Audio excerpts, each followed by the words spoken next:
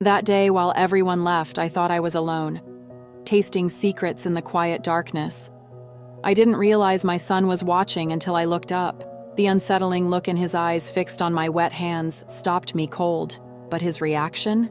That was something I never saw coming. What happened next left me frozen.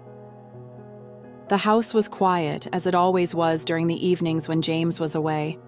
I stood in the kitchen washing the last of the dinner plates, my hands moving mechanically under the warm, soapy water. The clatter of my son Alex's footsteps upstairs was the only sign of life in the otherwise empty house. It was always this quiet, this lonely. James traveled often, hopping from city to city for meetings and conferences, leaving me behind to manage everything on my own. It had been this way for years, but recently, the loneliness was becoming unbearable. I loved my husband, at least I thought I did, but the ache of isolation was a constant companion, an uninvited guest that whispered to me in the stillness of the night. Was that what this was? Isolation? No, it was more than that. It was yearning. For something. "Mom?" Alex's voice startled me. I turned to see my 18-year-old standing in the doorway, his messy hair falling into his eyes.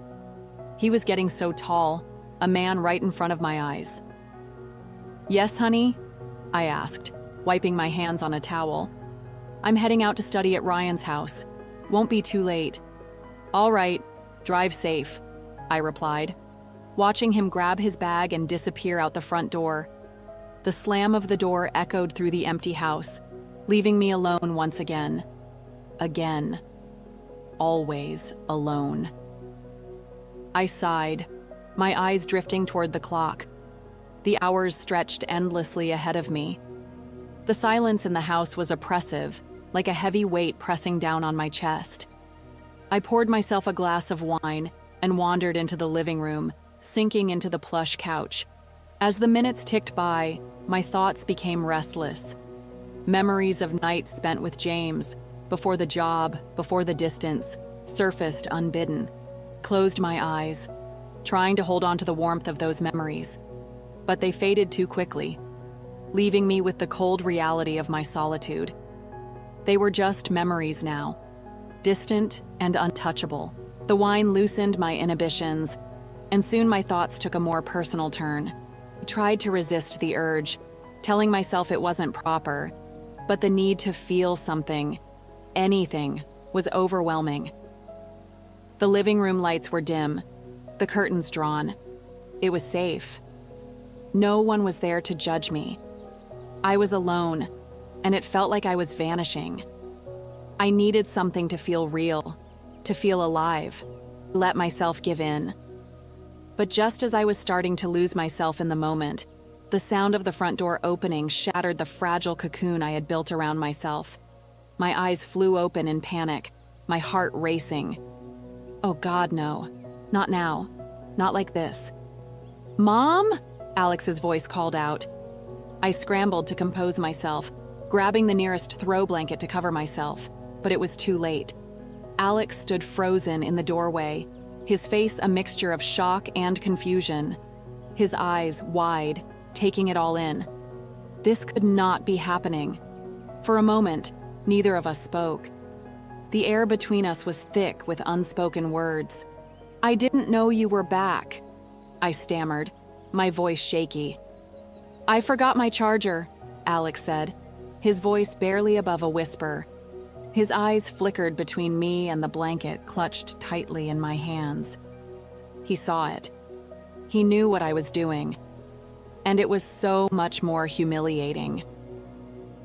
An awkward silence filled the room, the weight of the moment sinking in. I felt heat rising to my cheeks, a combination of embarrassment and shame. I wanted to disappear, to die, right there and then. I didn't mean to," Alex began, but his words faltered. "It's okay," I interrupted quickly, my voice trembling. "It's not what it looks like?" Liar, I thought to myself.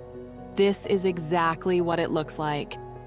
But we both knew it was exactly what it looked like. Alex stood rooted to the spot, his hand gripping the phone charger he'd come back to retrieve. The room felt stiflingly small, the air heavy with unspoken tension.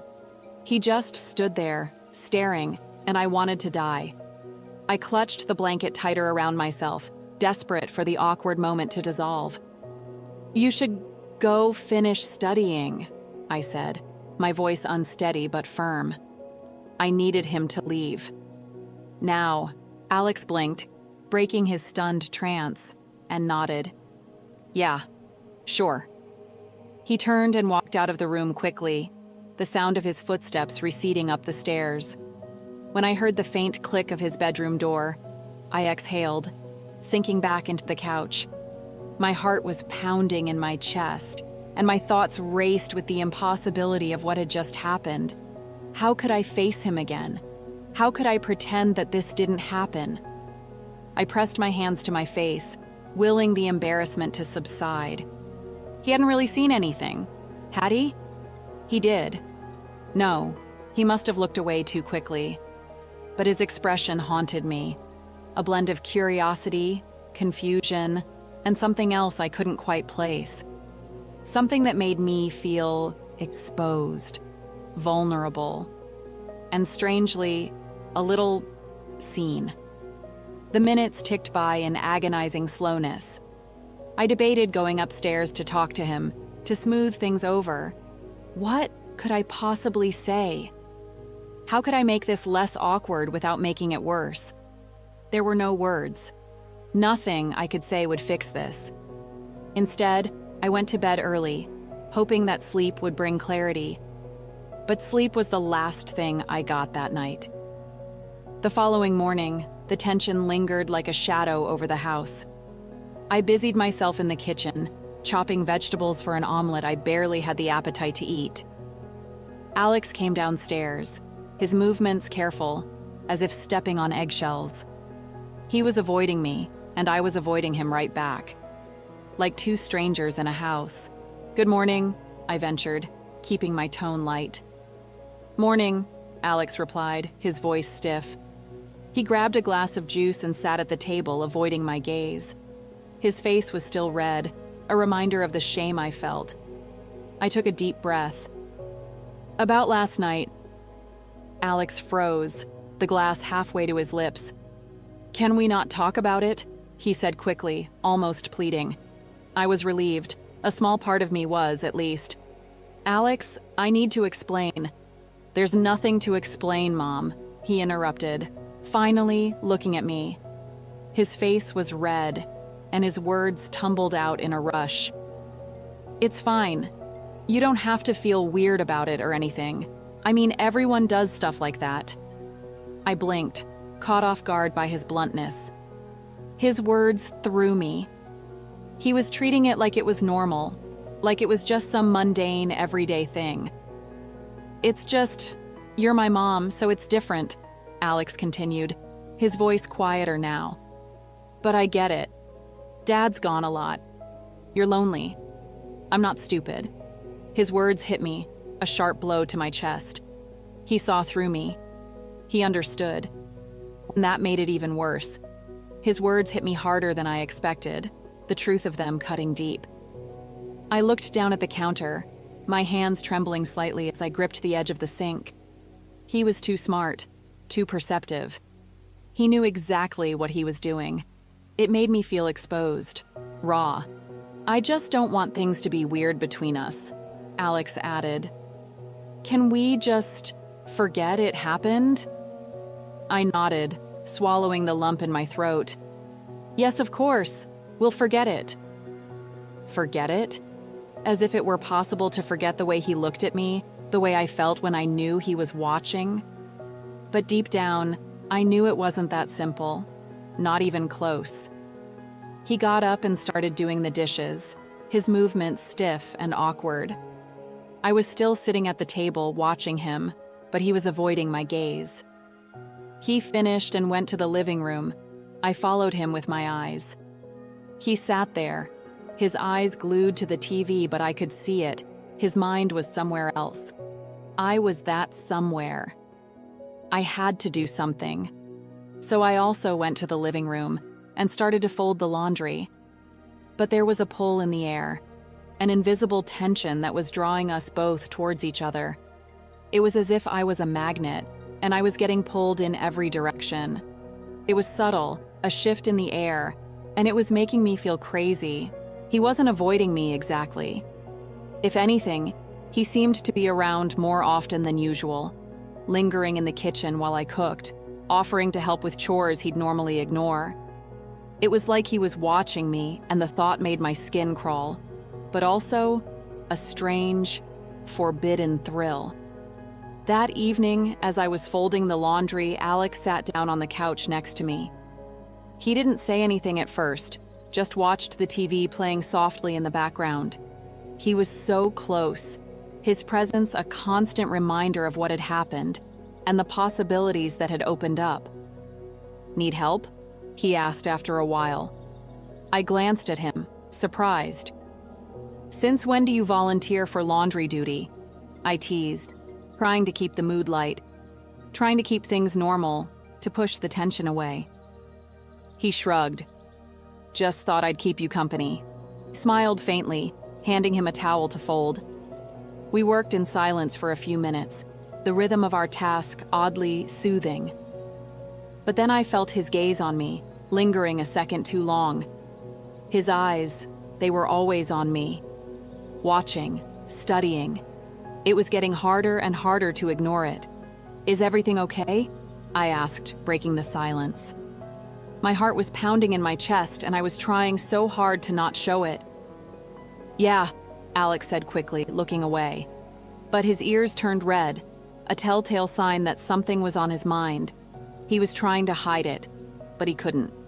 Just like me.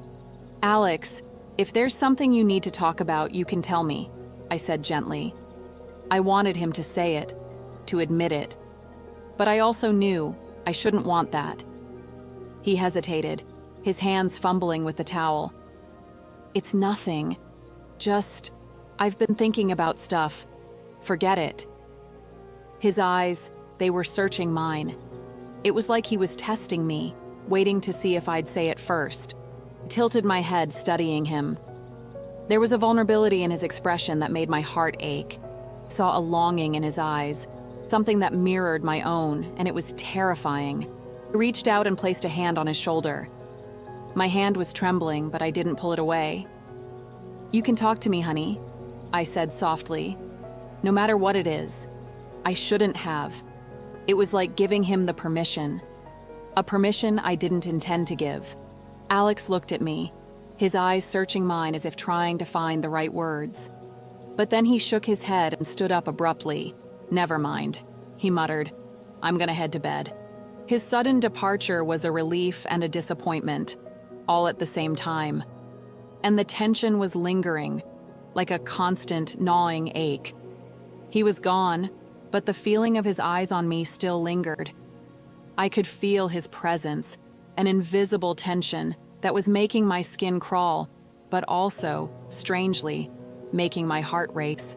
Picked up my book, trying to distract myself from the thoughts that were swirling in my mind, but it wasn't working. He had broken the ice, and now I was afraid of what would come next. Later that evening, I was sitting on the couch with a glass of wine, flipping through channels on the TV. Alex came downstairs and plopped onto the couch beside me. He was getting bolder. I had to give him that. "Plans tonight?" I asked, trying to sound casual. "Nah," he replied. "Everyone's busy." He was lying, and we both knew it. I raised an eyebrow. It wasn't like Alex to skip a chance to hang out with his friends, especially on a weekend. It was like he was trying to be near me. It was getting so hard to act like it wasn't working. "Well, it's been a while since we've hung out together," I said. "Want to watch a movie?" "Sure," he said, a small smile tugging at his lips. He was too good at pretending. It was getting hard to tell what was real and what was a performance. We settled on an action movie Alex had been talking about for weeks. As the film played, I felt the tension between us begin to ease. We laughed at the cheesy one-liners, cringed at the over-the-top explosions, and exchanged knowing looks during the predictable plot twists. It was almost normal, and it made me feel so guilty. But as the credits rolled, I noticed Alex looking at me again, the same way he had during our laundry folding session. That stare. It was a fire, and I was getting burned by it. "What's on your mind?" I asked, breaking the spell. I shouldn't have asked, but I couldn't help it. "Nothing," he said quickly, but his face betrayed him. He was lying, and we both knew it. "Alex," I pressed, setting my glass on the coffee table. "You've been acting different lately. Is something bothering you?" My heart was pounding. I was playing with fire, and it was thrilling. He hesitated, his gaze flickering to the floor. "It's just... I don't know how to say it without it sounding weird." He was about to say it, to admit what we were both thinking, and I was desperate to hear him. My stomach tightened. "You can say anything to me," I assured him. He sighed, running a hand through his hair. "It's about that night," he admitted. Finally. I froze, my breath catching in my throat. "What about it?" The air was charged, and I was ready for what was coming. "It's not like I'm mad or anything," he said quickly, "but I can't stop thinking about it, about you." The words were out. He had said it, and everything changed. His words hung in the air, heavy and charged. My heart raced, a mix of panic and confusion flooding my senses. It was happening. The line was being crossed, and I knew deep down I wanted it. "Alex," I began, searching for the right words. But what were the right words? There was no way out of this. Not anymore. "I know it's wrong," he said, his voice barely above a whisper. "But it's like, ever since then, I see you differently." He felt it too. The forbidden desire was like a magnet, pulling us closer and closer. I stared at him, my mind spinning. He knew, and that made everything even more dangerous. I opened my mouth to respond but couldn't find the words. "I shouldn't have said anything," Alex muttered, standing abruptly. "Forget I said that." He was running away, but it was too late. It was all out in the open. And now, what do we do? "Alex, wait!" I wanted to stop him, but I didn't, and it made me wonder. But he was already heading upstairs, leaving me sitting on the couch, my thoughts a whirlwind of emotions. He said he'd forget, but I knew. We both knew that this was just beginning. He was gone, but the feeling of his eyes on me still lingered. I could feel his presence, an invisible tension that was making my skin crawl, but also, strangely, making my heart race. I picked up my book, trying to distract myself from the thoughts that were swirling in my mind. But it wasn't working. He had broken the ice, and now I was afraid of what would come next. That night, sleep was elusive. I tossed and turned, his words echoing in my mind, tempting me to give in to the desires I had been trying to suppress. The feeling was a mixture of discomfort and shame, but beneath it was a powerful pull, a longing for the forbidden. By morning, I decided it was time to confront him, to put an end to this, or at least try to regain some kind of control. I found him in the backyard, shooting hoops by himself. His movements were tense, his frustration palpable, almost a mirror to my own internal turmoil. "Can we talk?" I asked, leaning against the porch railing. He looked at me, his expression guarded but nodded.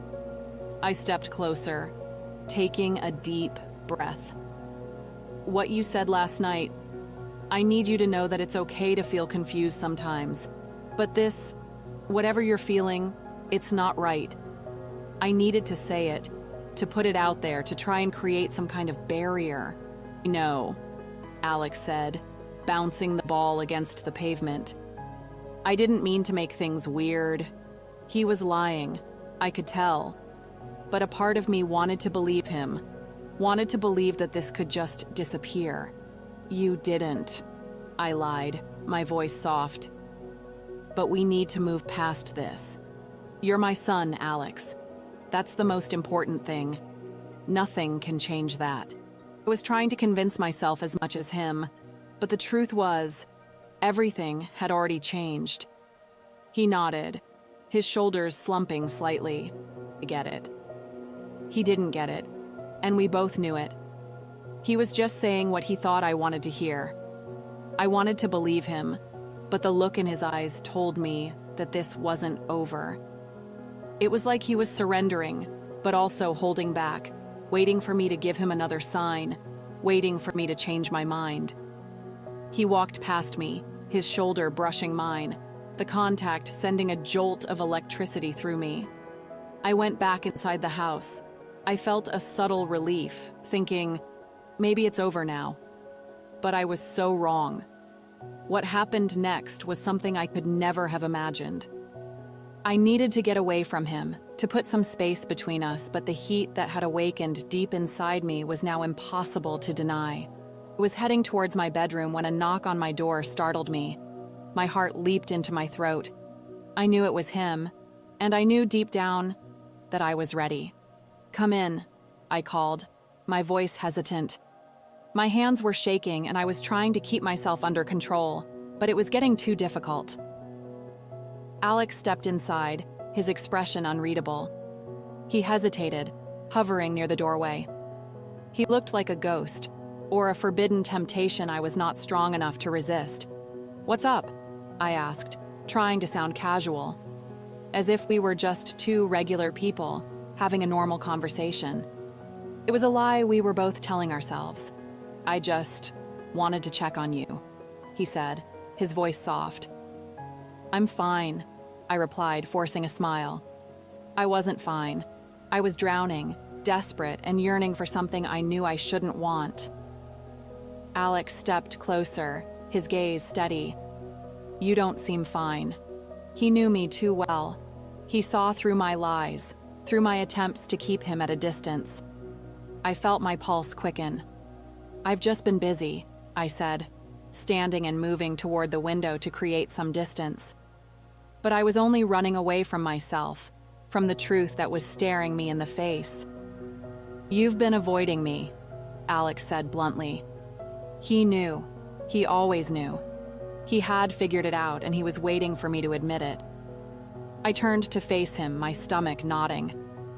"That's not true," I said, though the words felt hollow. Even to my own ears, I sounded pathetic. "It is," Alex insisted, his voice tinged with frustration. "Ever since we talked, you've been acting like I don't exist." He was pulling me closer, and I couldn't stop it.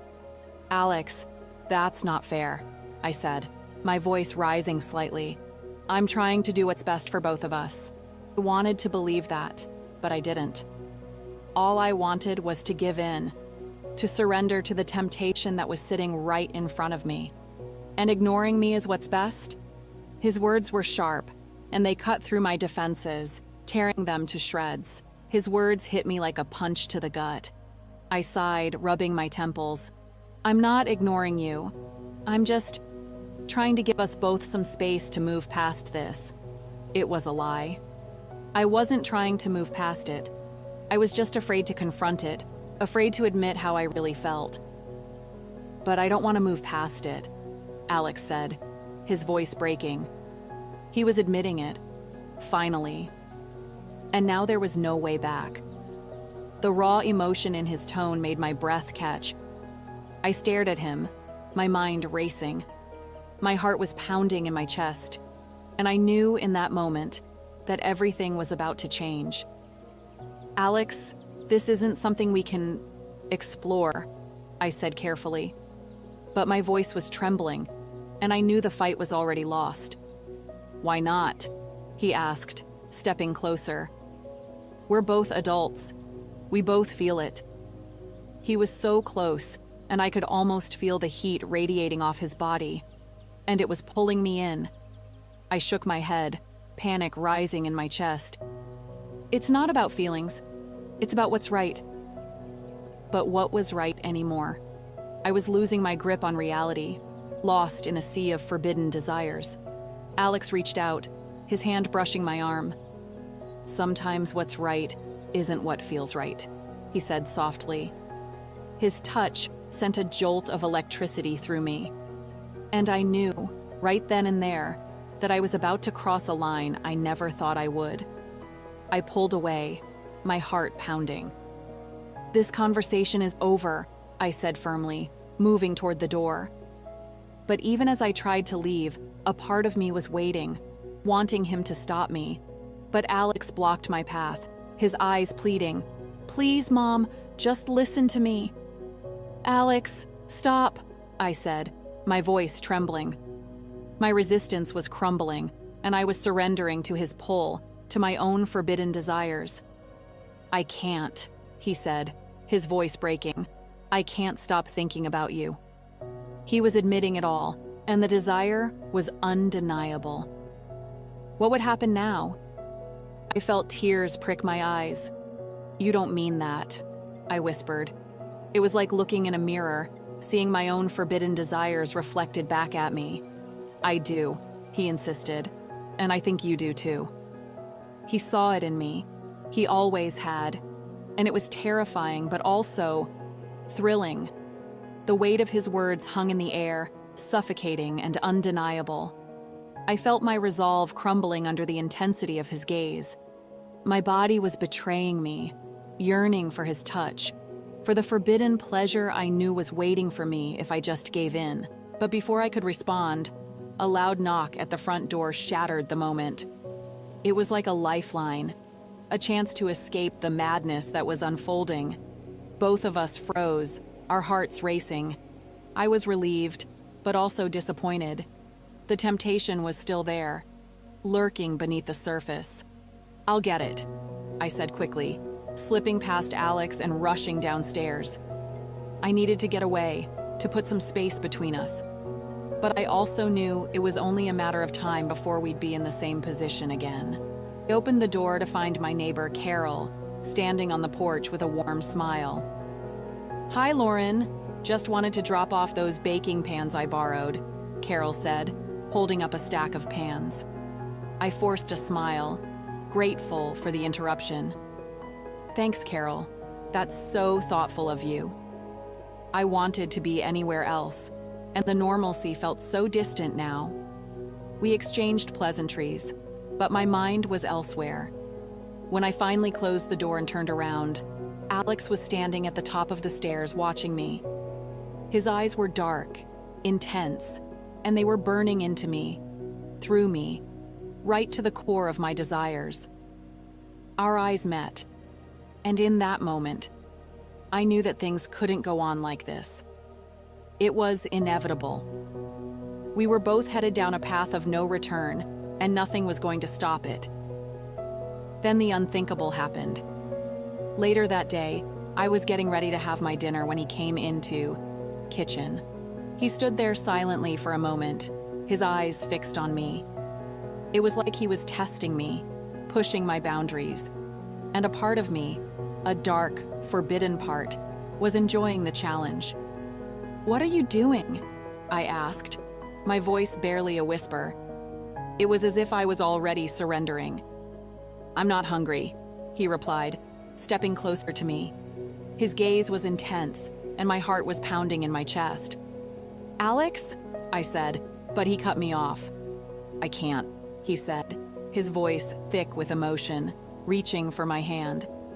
His touch sent a jolt through me, and it was like my resistance was crumbling, like all those boundaries I was trying to keep between us were fading away. My hand trembled in his, and everything I had been fighting began to crumble. It was as if his touch had unlocked something deep within me, a forbidden longing that had been simmering for weeks, and now it was finally reaching its breaking point. I wanted to pull away, but my body was betraying me, yearning for his touch, for the forbidden pleasure that was waiting for me if I just gave in. He stepped closer, closing the distance between us, his eyes searching mine. "You feel it too," he whispered. I held my breath, wanting to deny it, but his eyes held mine captive, and I couldn't lie. I was caught in the web of my own desires, drawn to the forbidden thrill that was waiting just beyond the edge. His gaze dropped to my lips, and then rose to my eyes, and then he took my face in his hands, cupping my cheeks, his touch both tender and possessive. "Tell me to stop," he whispered. He was daring me, challenging me, and a part of me desperately wanted to say no. But another part, a darker part, wanted to finally give in. His breath was warm against my skin, and I was drowning, lost in a sea of my own forbidden desires. His lips touched mine, a soft, tentative touch that sent shivers down my spine. My hands found their way to his hair, pulling him closer. The kiss was a spark that ignited a fire deep within me, a fire I had tried so hard to suppress. He forced the kiss, and then I kissed back, not trying to fight it, embracing it instead. The kiss deepened, and I melted against him, surrendering to the touch, to the desire, to the forbidden. It was like all those barriers I had been fighting for so long completely crumbled, and in that moment, there was no turning back. The line had been crossed. We were now in a different world, and everything was about to change. His lips were on mine, and I was kissing him back, all my resistance gone, all the boundaries completely blurred. The kiss deepened, and I melted against him, surrendering to the touch, to the desire, to the forbidden. It was like all those barriers I had been fighting for so long completely crumbled. And in that moment, there was no turning back. The line had been crossed. We were now in a different world, and everything was about to change. I pulled away abruptly, my breathing ragged, my heart pounding. What had I done? What had we done? The guilt was a heavy weight in my stomach, but it was strangely mixed with an excitement that made me almost euphoric. "We can't do this," I managed to utter, my voice shaking. Alex sat back, his expression a mix of hurt and frustration. "I'm sorry," he said, his voice barely above a whisper. I couldn't help it." His eyes were dark, intense, and it made my heart ache with something I couldn't quite name. I covered my face with my hands, trying to regain my composure. "We need to stop this now, Alex, before it goes any further." I wanted to believe those words, but I knew deep down that it was all a lie. We had opened a door, and there was no going back. He nodded, though the tension in his jaw betrayed his true feelings. "I understand," he said, standing up. "I'll go." But his eyes were still burning into me, and I knew that he wasn't going anywhere. Not really. He turned and walked out of the kitchen, leaving me alone in the silence. I was trying to convince myself that it would be okay, that we would somehow find a way to move past this, but a part of me, a dark, forbidden part, was hoping for something else. The house was eerily quiet. I sat at the kitchen table, staring at my untouched cup of coffee. The events of the night before played on a loop in my mind, a mix of passion and regret that I couldn't untangle. I was drowning in it, lost in a sea of forbidden emotions. The guilt was still there, but it was overshadowed by a sense of something else, something I couldn't quite define. I wanted to go to my room, to escape from this house, from this tension, and all the confusing thoughts that were spiraling in my mind, but I couldn't move. My mind was hazy, and my body was aching, remembering his touch, his kiss, and the thrill of giving into the forbidden desire. I spent the rest of the evening like that, lost in a trance, replaying every single moment, every single touch, trying to grasp what I had just done, to understand what did it mean, what would happen now, and why did I allow it to happen. I couldn't deny it, not anymore. I wanted him, and that was that. I was addicted to the thrill, to the danger, to the forbidden, and now there was no turning back. I had crossed a line I never thought I would approach, and the consequences were about to unfold. The best part was yet to come. Later that night, I was lying awake in bed. My mind was racing, trying to make sense of it all. The guilt was there, a constant ache in the pit of my stomach, but it was intertwined with something else, something forbidden, something exciting. I knew deep down that it wasn't going to stop. Not now, not ever. The forbidden had awoken, and there was no going back. It was the only feeling I could grasp, and with that I closed my eyes, embracing what had happened and anticipating what was to come. I closed my eyes, embracing the forbidden desire that had awakened within me, but the silence that surrounded me was too loud, too deafening. It was as if the house itself was holding its breath, waiting for what would come next.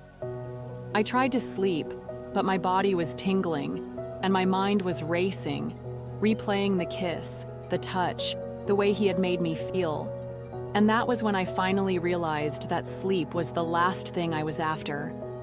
I got up and went to the window, looking at the dark outside. The world was silent, but my head was buzzing with forbidden thoughts, with the desires I had tried to deny for so long. And I knew that what had happened earlier was not just a moment of weakness. It was something more, something that had changed everything. I could still feel him, his presence, his touch, the way he had looked at me, burning into my mind. I tried to think of other things, to focus on work, to plan for the next day. But my thoughts always drifted back to him, to the forbidden pleasure, to the possibility of it all happening again. I went downstairs. The house was still, and I could hear the soft ticking of the clock in the living room. It was as if the house was holding its breath, waiting to see what we would do next, waiting for us to break the rules again. And something about the anticipation made my heart flutter, and a strange thrill pulsed through me. I stood there, in the darkness, replaying the moments that I had tried so hard to ignore, embracing the darkness within me, finally and fully, and ready to accept whatever might be coming. I went to the kitchen to prepare a drink, but as I was getting the water from the fridge, the hairs on my neck rose, and I knew I was not alone. I turned around and saw Alex, standing in the doorway, his eyes dark, intense, a mixture of longing and a twisted desire mirroring my own. He didn't say a word. He didn't need to. We both knew. He moved slowly toward me, and I didn't move. I wanted to run, to tell him to stop, to try and find what was left of my old life. But a part of me, the forbidden part, was urging me to just embrace it, to just give in to this twisted longing and see where it will lead. He reached out and took my hand, his fingers intertwining with mine, the contact sending a shiver down my spine. He led me towards the living room, and I followed, drawn to him like a moth to a flame. I knew this was wrong, so incredibly wrong, but at the same time, it felt so right. And the forbidden thrill was too much to deny. We sat on the couch together, our bodies close, but not touching, and the silence was heavy between us, charged with unspoken desires, with a tension that was both terrifying and exhilarating. And I knew, with a chilling certainty, that this was not the end. This was just the beginning. The forbidden had awakened, and there was no turning back. This was our new reality, and I found myself strangely drawn to this twisted bond we had created, to this dangerous path we were on, and to the thrill of the unknown that lay ahead of us. He reached out and traced the curve of my neck, his touch sending a shiver down my spine. He leaned in, his lips brushing against my ear, his voice a low, husky murmur. "You know you want this," he whispered, the words sending a jolt of electricity through me. I did. I wanted him, and there was no point in denying it anymore. My body responded immediately, a familiar tension building, a slow burning ache. He kissed me then, a deep, possessive kiss that sent a wave of heat through me. My hands moved to his body, exploring his skin, pulling him closer, wanting more, needing more. The world outside the living room faded away, replaced by the heat of his body, the taste of his lips, the intoxicating scent of his skin. We moved from the couch to the floor, our bodies tangled together, our kisses growing more passionate, more desperate. It was as if we were both drowning in a sea of forbidden desires, pulled under by the force of the taboo. I was lost in a whirlwind of forbidden sensations, a dangerous dance on the precipice of the unthinkable. His hands roamed over my body, exploring, igniting a fire I thought long extinguished, his fingers testing the edges of my resolve, breaking down my defenses with every touch. I responded, my own hands tracing his body, feeling the contours of his muscles, the heat of his skin, and the world faded around us as we got lost in our forbidden desires. Then I gave in, lost in the moment, and oh my God, I could barely remember. I mumbled that suddenly. That was it. Everything changed. The feelings were overwhelming. My mind was spinning, and I knew with a chilling certainty that we had crossed a line. We were no longer ourselves, and there was no way back. The world felt too small, yet infinite. I was both terrified and exhilarated. It was wrong, so incredibly wrong, and yet, in that moment, it felt right. It felt like coming home. Afterwards, we lay there, tangled in each other's arms, the silence broken only by the sound of our ragged breaths. I looked at him, my heart pounding in my chest, a mixture of fear and exhilaration coursing through my veins. What have we done? We had crossed a line, and there was no way back. The next morning, the house was eerily quiet. I sat at the kitchen table, staring at my untouched cup of coffee. The events of the night before played on a loop in my mind, a mix of passion and regret that I couldn't untangle. I was drowning in it, lost in a sea of forbidden emotions. The guilt was still there, but it was overshadowed by a sense of something else, something I couldn't quite define. Alex appeared in the doorway, his expression unreadable. "Morning," he said, his voice cautious. His eyes were searching mine, waiting for my reaction, and I was terrified of what would come next. "Morning," I replied, not meeting his eyes. I didn't dare look at him, afraid of what I would see, what I would feel. We sat in silence for a moment, the weight of our actions pressing down on us. Finally, Alex spoke. "We need to figure out where we go from here." He was right. We had crossed the line, and there was no going back. I nodded, my throat tight. "This can't happen again," I said, my voice firm. "It was a mistake." I was lying again, and I knew he knew it. He looked at me, his eyes filled with pain. "Was it?" He was challenging me, daring me to admit the truth, to embrace the forbidden. "Yes," I said, though the word felt like a lie. "We need to move on, to forget about it." I was lying, and I hated myself for it. But it was the only thing I could say, the only way to keep us both from completely spiraling into madness. Alex didn't respond, but the look in his eyes told me that forgetting was the last thing on his mind. He was waiting. He was always waiting. And I knew that this was far from over. I had taken the forbidden bite, and I was addicted. And what would be the price? As he turned and walked away, I felt a pang of sorrow and guilt that I knew would haunt me for the rest of my life. But also, a dark spark of something else. Something that was both terrifying and thrilling. And it was that feeling that I was destined to pursue. After all, what do you do when you take the forbidden bite and find yourself addicted? I just don't know anymore. Was I wrong for this, or was it inevitable? What would you have done?